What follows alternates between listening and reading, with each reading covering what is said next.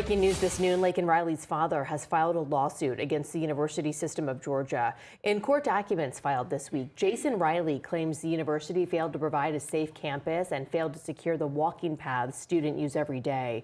His daughter was murdered by Jose Ibarra while she was out on a run. The lawsuit also alleges the school never warned students about a threat after another student reported Ibarra tried to get into her apartment more than an hour before Laken Riley's murder. Ibarra, who was in the country illegally, is serving life in prison for Riley's murder.